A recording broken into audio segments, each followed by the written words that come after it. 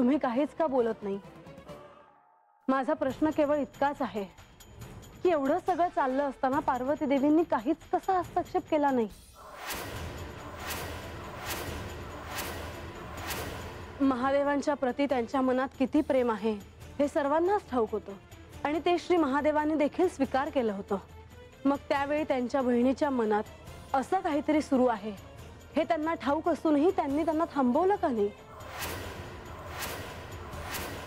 मला जर म्हाळसाने काही विचारलं तर मी असत्य बोलू शकणार नाही.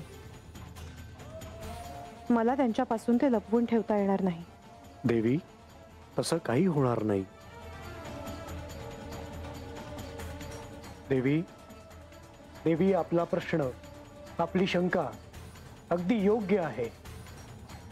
हे असं कसं घडलं हा प्रश्न कोणालाही पडणं स्वाभाविकच आहे. सती देवींनी आत्मदाह करून घेतला. शिवतत्वापासून शक्तिरूप विलग झालं. पण माझा प्रश्न अनुत्तरितच आहे. देवी, आख्यानाच्या ओघात ते सर्वांनाच कळणार आहे. परंतु साऱ्यांनाच हा प्रश्न पडला होता की जर शिव आणि शक्ती यांचं पुनर्मिलन झालं नाही तर तारकासुराचा वध करणं अशक्य होईल. देवा, मला एक विचारायचं होतं जी. विचार बानू. नाही म्हणजे मला जे ठाव आहे त्याचा विचार करून मी बोलते. माझं चुकीचं बी असेल पर. बानू, कोणताही संकोच मनात ठेवू नको. नाही म्हणजे गंगा देवी ह्या बी पवित्र नदी आहे, ती मोठ्या आहे ती.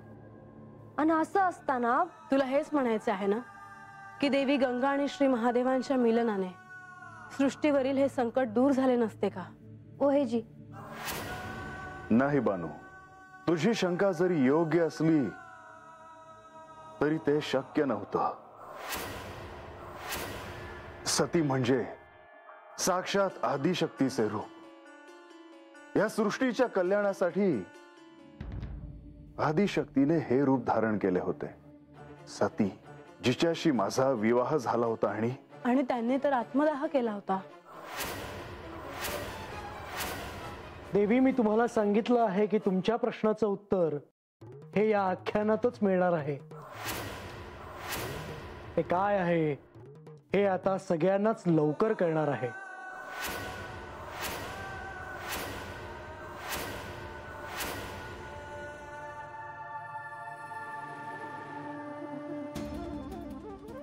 स्वामी, तुम्ही इतके निश्चिंत कसे?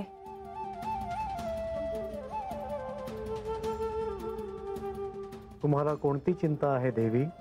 श्री महादेव आणि देवी सती यांचं मिलन कधी आणि कसं होणार? श्री सती देवींनी पुनर्जन्म घेतला की ते शक्य आहे. परंतु त्या हा जन्म कधी घेणार आहेत? ती वेळ जवळ आली आहे. ह्या जन्मात श्री महादेव आणि देवी सती यांचं एकत्र येणं सहज शक्य होईल का? नाही देवी. श्री सती देवींना कठोर तप साधनेतून श्री महादेवांना प्राप्त करावे लागेल. परंतु पुन्हा ही परीक्षा का? ही शिवलीला आहे.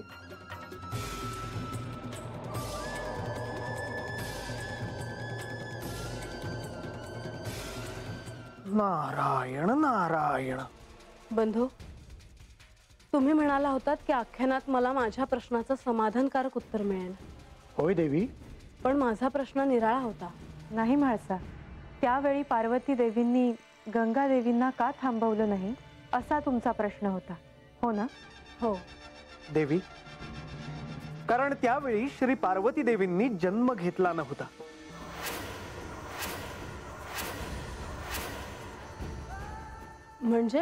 म्हणजे देवी, साक्षात आदिशक्ती या श्री महादेवांच्या मिलनासाठी या सृष्टीवर पुनर्जन्म घेणार होत्या. आणि तो जन्म पार्वती देवींच्या रूपात होता. होय म्हाळसा, आदिशक्ती पार्वतीच्या रूपाने पुन्हा अवतार धारण करेल असा क्षण तेव्हा आला नव्हता. त्या क्षणाला अजून काही काळ होता. आणि त्यांच्या जन्मानंतरच श्री पार्वती देवी आणि श्री महादेव यांचे मिलन होणार होते. परंतु ते इतके सहज साध्यही नव्हते. अत्यंत खडतर अशा साधनेतूनच त्यांना श्री महादेवांना प्राप्त करावे लागणार होते. आजा, अरे हे काय काय चाललंय, काय समज? ऐकलं नाही वय? पार्वती देवींचं सांगत्या ती महाराज. अरे आपल्यासारख्या साध्या माणसासनी हे समज कवाठावं झालं असतं र. होय, खरंय. बानूचं देवान सगळं लगीन झालं म्हणून आपण हिथं आलो आणि आख्यानं ऐकाय मिळालं. अरे भाग्य आहे आपलं. पर त्या वेळेला गंगादेवींच्या मनात काही विचार आला असेल रे बा. महाराज, नाही म्हणजे महादेवांनी गंगादेवीसनी सांगितलं होतं का त्यांचं महादेवांसंग लगीन होणार नाही. मग त्याचं काय झालं? मुळात देवी गंगा यांच्या मनात ही भावना आलीच का? कारण आदिशक्तीच्या रूपाने श्री महादेव आणि शक्ती रूपाचे मिलन होणार होते हे ठाऊक असतानाही असं का घडलं? त्यांचं महादेवांवर प्रेम होतं. त्यांनी नुसतं त्यांच्या मनातलं सांगितलं त्यासनी. यात चुकीचं काय आहे? कारण ते परम नियतीनं लिहून ठेवलं होतं. भविष्यात देखील गंगेचे भवितव्य माझ्याशीच निगडीत असणार होतं. नारायण नारायण. तर त्या क्षणी देवी गंगा यांच्या मनात जो विचार होता त्यापासून त्यांना दूर करण्यासाठी राजा हिमावन आणि देवी मेनावती प्रयत्न करीत होते. गंगा, तू महादेवांना पती म्हणून प्राप्त करण्याची इच्छा सोडून दे. त्यांनी तुझे दुःख वाढेल. नाही, पती म्हणून मी दुसऱ्या कोणाचाही विचार करू शकत नाही. अगं, असे म्हणून कसे चालेल? माता पिता म्हणून आमचेही काही दायित्व आहे. आम्ही तुला असे दुःखी कसे पाहू शकू?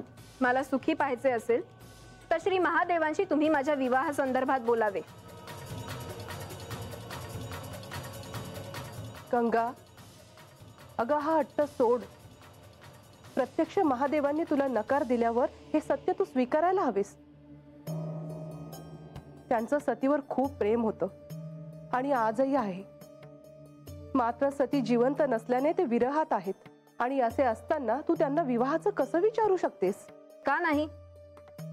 मी माझे त्यांच्याविषयी असलेले प्रेम व्यक्त केले. सती हा भूतकाळ होता, ही गंगा वर्तमान काळ. आणि काय उणीव आहे माझ्यात? त्यांनी तुला स्वीकारणे मला अवघड वाटते. त्यापेक्षा मी तुझ्या समोर एक प्रस्ताव ठेवतो. आपण तुझ्यासाठी स्वयंवराचे आयोजन करूयात. देशोदेशीचे राजे राजकुमार यांना मी निमंत्रण पाठवतो. नाही, मी अशा स्वयंवरासाठी तयार नाही. मी मनाने श्री महादेवांना पती मानले आहे आणि त्यात बदल होणे आता शक्य नाही. गंगा, हा आग्रह योग्य नाही. अगं, श्री महादेवांनी तुला विवाहासाठी नाही म्हटलं ते योग्यच आहे.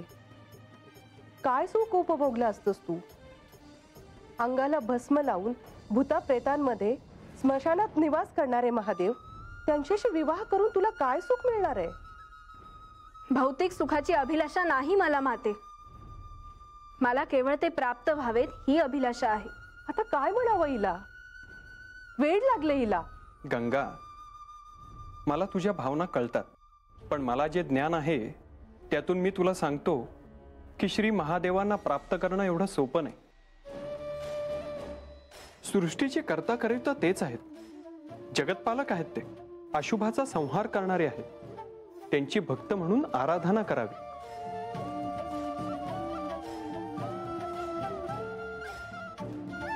आपण माझे माता पिता आहात. माझ्या भावना समजून घेण्याचा प्रयत्न केलात, माझ्यासाठी हेच पुष्कळ आहे. पण एक सांगते,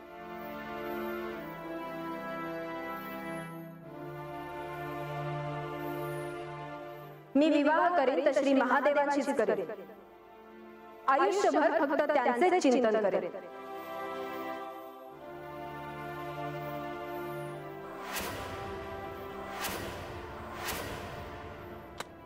नारायण नारायण.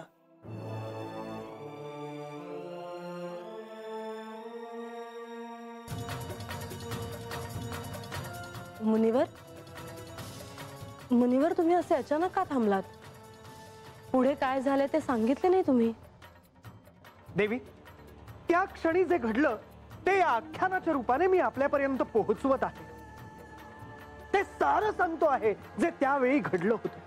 परंतु कधी कधी आपल्याला असे काही प्रश्न पडतात जे अनाकलनीय असतात. मी समजले नाही मुनिवर. सांगतो देवी. त्यावेळी देवी गंगा यांना राजा हिमावन आणि देवी मेनावती हे कितीही समजावण्याचा प्रयत्न करीत असले तरी देवी गंगा यांनी आपला विचार मागे घेतला नाही. आणि घ्यावा बी कशाला?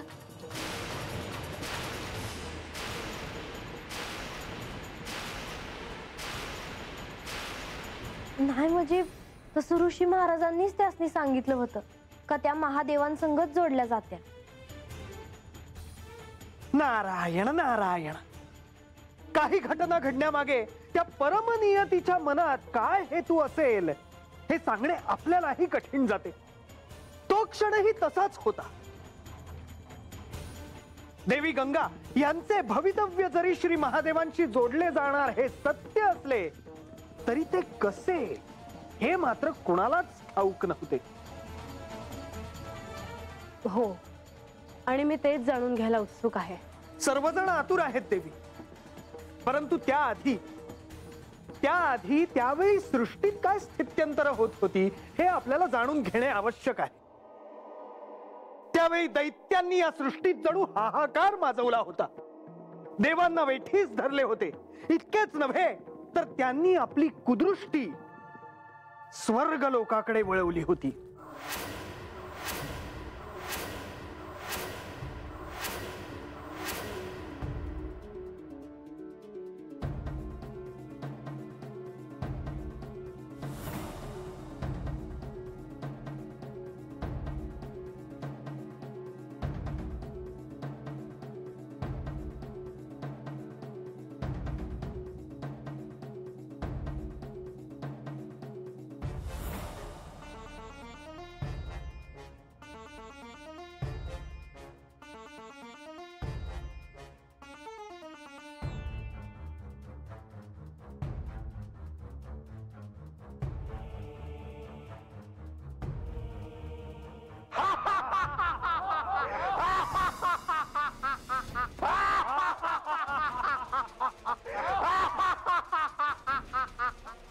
तारकासुराच्या असुरांचे धाडस दिवसेंदिवस वाढत चालले आहे.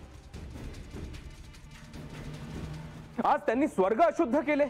देवांनी स्वर्गात निवास करू नये म्हणून त्यांनी हे कुकर्म केले आहे. आता आपण श्री ब्रह्मदेवांना भेटलेच पाहिजे.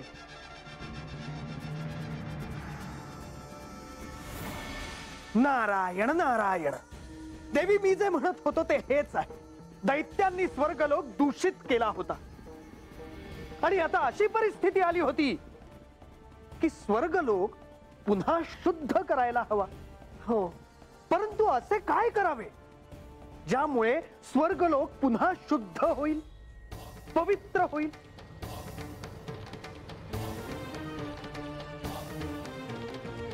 काय करावे? बा, अरे पण महादेवांनी तर गंगा देवीसने आशीर्वाद दिला होता का त्यांच्यामध्ये समधी पाप धुण्याचं बळ असेल. होय होय. महाराज, मी सांगू? तुला ते ठाऊक आहे बानू? वय म्हणजे महादेवांनी तर गंगा देवीसने आशीर्वाद दिला होता का त्यांच्यामध्ये समध पाप धुतलं जात्या. होय बन. याचा अर्थ असा की श्री महादेवांनी दिलेल्या आशीर्वादामुळे जर स्वर्गलोक पुन्हा पवित्र करायचा असेल तर देवी गंगा यांनी स्वर्गलोकात जाणे आवश्यक होते.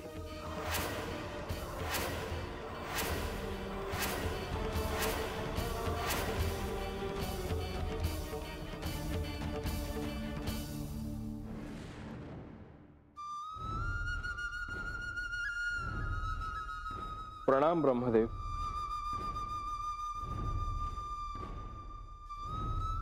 सूर्यदेव, आज आपण इथे येण्याशिवाय दुसरा कुठलाही पर्याय नव्हता ब्रह्मदेव. मी काय करावं अशी आपली इच्छा आहे. ब्रह्मदेव, तारकासुराच्या असुरांनी स्वर्गलोक अशुद्ध आणि अपवित्र केला आहे. आता हा स्वर्गलोक शुद्ध कसा करावा हाच प्रश्न पडला आहे आम्हाला. तारकासुराने त्रिलोकास वेठीस धरले आहे, परंतु वरदान असल्यामुळे तुर्तास काहीच करता येणार नाही. परंतु स्वर्ग जर अशुद्ध स्वरूपात ठेवला तर देव त्याचा त्याग करतील आणि असुर तिथे निवास करतील. नाही, असे काहीही होणार नाही.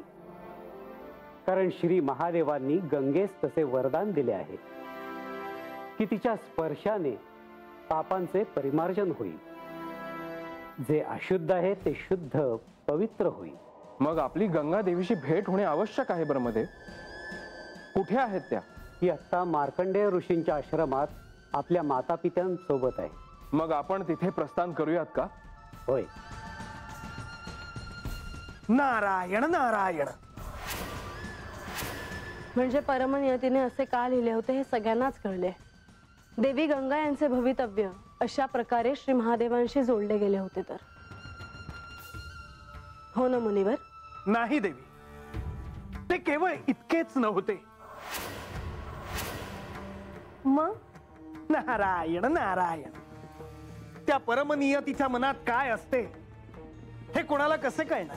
मुनिवर, माझी आणि इथे जमलेल्या सगळ्यांची उत्सुकता अजून वाढते आहे. त्या क्षणी देवी गंगा यांनी स्वर्गात यावे म्हणून सर्वजण त्यांना भेटायला गेले खरे, पण काय मुनिवर? सांगतो देवी. सर्वजण देवी गंगा यांना भेटायला गेल्यावर नेमके काय घडले, त्या काय म्हणाल्या, श्री महादेवांशी देवी गंगा यांचे भवितव्य कसे जोडले गेले आहे, हे सर्व मी आता सांगणार आहे. नारायण नारायण.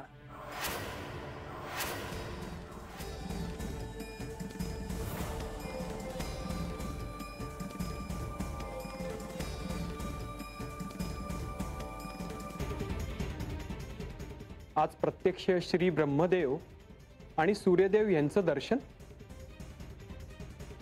आयुष्य सफल झालं. हिमावन, आम्ही तुझ्याकडे एक विशेष कार्य घेऊन आलो आहोत. आज्ञा असावी प्रभू. तारकासुराच्या राक्षसांनी स्वर्गलोक अशुद्ध केला आहे. त्याचे शुद्धीकरण करणे आवश्यक आहे. मी त्यासाठी काय करावं ब्रह्मदेव? हिमावन, हे कार्य गंगा करू शकते. कारण श्री महादेवांनी तिला तसा वर दिलाय. अनंत काळापर्यंत ती शुद्धीकरणाचं कार्य करू शकते. परंतु त्यासाठी तिला स्वर्गलोकात निवास करावा लागेल. हे कल्याणाचे आणि मंगल कार्य आहे. देवी गंगा, हे कार्य आपणच करू शकता. मी स्वर्गात निवास करण्यास तयार आहे, पण माझी एक अट आहे. अट? कोणती अट देवी? मी पृथ्वीवर पुन्हा तेव्हाच परत येईल जेव्हा प्रत्यक्ष श्री महादेव मला आवाहन करतील.